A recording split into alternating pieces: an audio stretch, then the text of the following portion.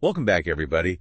Today, we're going to be doing a deep dive into the world of Peter Norvig, Oh, yeah. a true giant in AI. Absolutely. And we've got some excerpts from an article all about him. Yeah.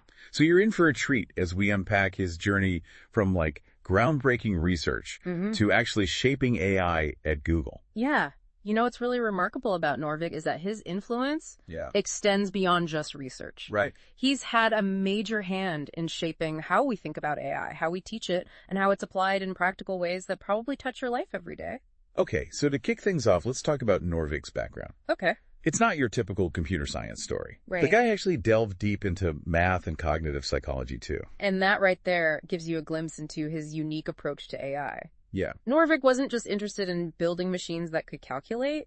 From the get-go, he was fascinated by how computers could mimic the way humans think and learn. So it's not just about number crunching. It's about replicating human intelligence itself. Exactly. That's a pretty lofty goal. It is, and it leads us right into his groundbreaking work in natural language processing. NLP. You know, NLP, the field that's all about getting computers to understand and generate human language. Right, and I bet most people don't even realize how much NLP impacts their daily lives. Oh, absolutely. Think about Google Translate. Right. Those chatbots that pop up everywhere, or even your virtual assistant, all powered by NLP. Absolutely. And Norvig's contributions were pivotal. Yeah. He led a major shift in how we approach NLP. Right. Moving away from rigid rule-based systems that just couldn't keep up with the complexities of human language. Because let's be honest, human language is messy and full of nuance. Yeah. Trying to program a computer to understand every single rule and exception. It's a nightmare. It's a nightmare. Exactly. Yeah.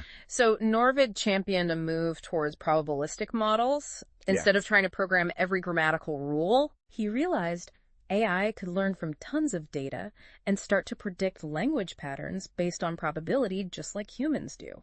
So picture this.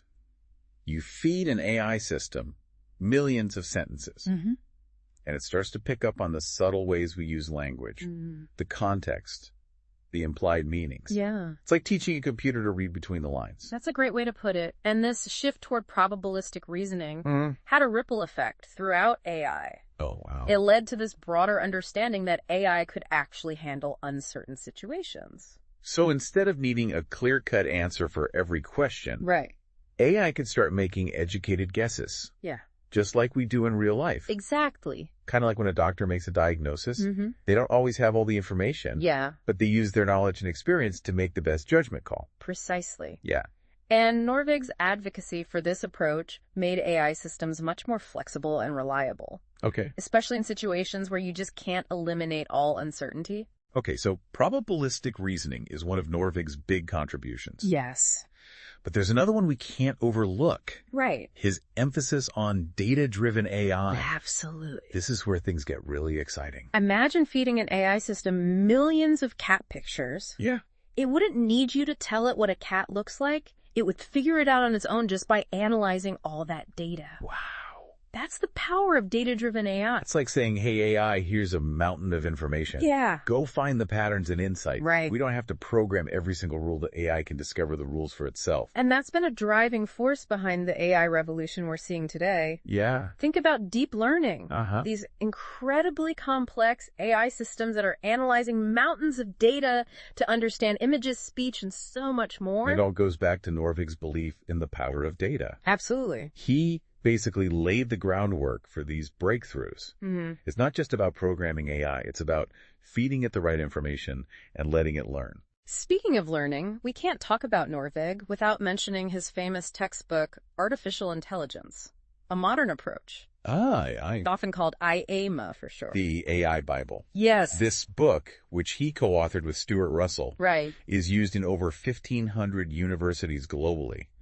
And has been translated into countless languages. I know, it's amazing. Pretty mind-blowing to think about its reach. It's shaped generations of students and researchers. Yeah. And what makes IAMA so unique is that it's not just dry theory. Right. It beautifully blends theory with real-world applications, making these complex concepts clear, engaging, and relevant to the challenges AI is actually tackling. You know, I have to admit, IAMA was one of the few textbooks I actually enjoyed in college. I think that speaks volumes about its impact. Yeah. It's not just a textbook, it's a gateway to understanding the true potential of AI. And get this, Norvig didn't stop at traditional education. He didn't. He was also a pioneer in online AI learning, specifically that massively popular Stanford AI course he co-taught with Sebastian Thrun back in 2011. That course was a watershed moment. Yeah. It opened up AI learning to a global audience long before platforms like Coursera even existed. Wow.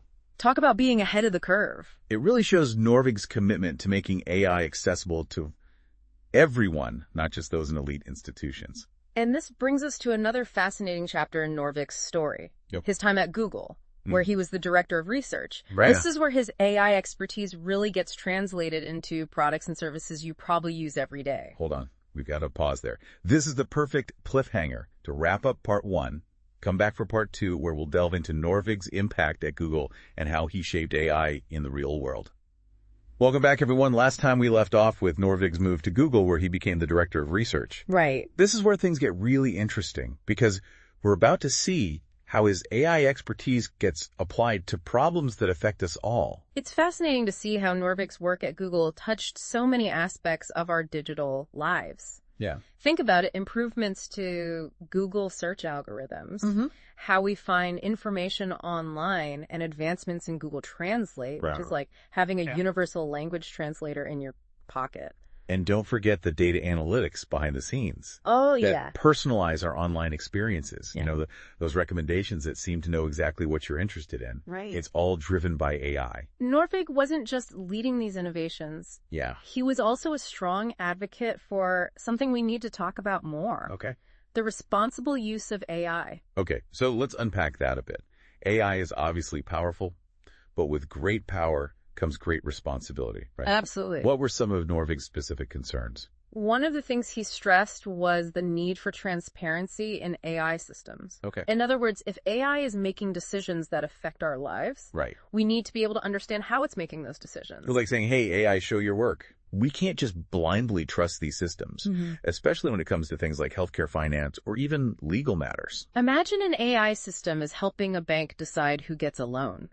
Yeah. Wouldn't you want to know what factors it's considering and how it's weighing those factors? Right. Transparency is crucial for building trust and ensuring fairness. So transparency is one piece of the puzzle. Yeah. What else did Norvig emphasize when it came to the responsible use of AI? Well, he also talked a lot about the potential for bias in AI systems. Right. Remember how AI learns from data? Yes. Well, if that data reflects existing biases in our society, the AI could end up perpetuating or even amplifying those biases. That's a really important point. It's like saying garbage in, garbage out. Exactly. If we feed an AI system biased data, we're going to get biased results. All right. And that could have serious consequences, especially when it comes to things like hiring, lending, or even criminal justice. Absolutely. So it's crucial to make sure the data used to train AI is diverse and representative, and that the algorithms themselves are designed to minimize bias as much as possible. It sounds like Norvig was really ahead of the curve in recognizing these ethical challenges. Yeah. And it's great to hear that he was actively working to address them, not just in his writing and speaking, but also through his leadership at Google. His influence at Google was significant. He played a key role in shaping the company's AI principles, which provide guidelines for how Google develops and uses AI ethically. Gotcha. These principles have become a model for other companies in the industry. So it's not just about making AI that works. It's about making AI that works responsibly. Right. And it sounds like Norvig was a champion for that idea. He was, and his vision for the future of AI very much reflects that. Okay. He truly believed in AI's potential to solve some of humanity's biggest challenges, but only if we develop and use it thoughtfully and ethically. Okay, so let's talk about that vision. Where does Norvig see AI heading in the future? What kind of impact does he think it will have on our lives? Well, he's actually quite optimistic about AI's potential to solve complex problems. Yeah? Especially in areas like healthcare, climate change, and education. Those are some pretty big areas. They are. Can you give us some specific examples of how AI could make a difference in those fields? Absolutely. Imagine AI systems that can analyze vast amounts of medical data to personalize treatments for individual patients, or models that can help us predict and mitigate the effects of climate change. Think about the possibilities in education. Yeah. AI tutors that can adapt to each student's learning style and pace.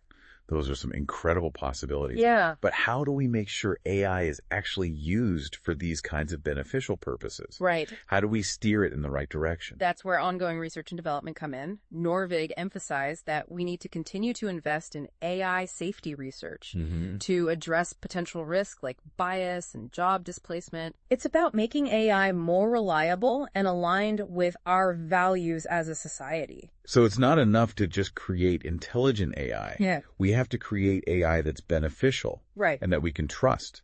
It's like raising a child. Yeah. You have to teach them right from wrong and make sure they're using their abilities for good. That's a great analogy. Norvig's vision for the future of AI is very much about collaboration, not just between different disciplines, Right. but also between humans and AI systems. It's not about AI replacing humans, Right. but rather augmenting our capabilities and helping us make better decisions. Exactly. We need to work together to make sure AI is a force for good in the world. Now, before we move on to the final part of our deep dive, Okay. there's one more crucial aspect of Norvig's vision we need to touch on. Ooh, another cliffhanger. Don't worry, we'll be right back with part 3 to reveal the final piece of the puzzle and explore Norvig's long-term vision for an AI-powered future. Stay tuned. All right, we're back for the final part of our deep dive into the world of Peter Norvig. You know what's really striking about Norvig's vision for the future of AI? What's that? It's not some utopian fantasy. Right. It's grounded in a deep understanding of both the immense potential and the very real challenges that come with this technology. He's not just blindly optimistic. He recognizes that AI has the power to solve some of the world's toughest problems, Absolutely. but also acknowledges the potential pitfalls. So where does he think AI is heading long term? What kind of future does he envision? Norvig sees a future where AI is deeply integrated into our lives. Not in some sci-fi takeover scenario, but as a powerful tool that empowers us to do amazing things. Think about it. AI could revolutionize healthcare by enabling personalized treatments based on your unique genetic makeup and medical history. Wow, that would be a game changer. No more one-size-fits-all medicine. It's like having a doctor who knows you inside and out, tailoring treatments specifically for your needs. Exactly, and it's not just healthcare. Imagine AI helping us combat climate change by analyzing massive data sets to predict and mitigate environmental risks. Or AI systems that accelerate scientific discovery by sifting through mountains of data to uncover hidden patterns that would take humans years to find. Those are some pretty incredible possibilities. It's like AI could be a force multiplier for human ingenuity, helping us solve problems that have stumped us for centuries. But I'm also curious about the potential downsides. What about things like job displacement or the possibility of AI becoming uncontrollable? Those are pretty common fears. Norvig was very aware of those concerns, and he believed that addressing them was crucial for building a future where AI benefits everyone, not just a select few.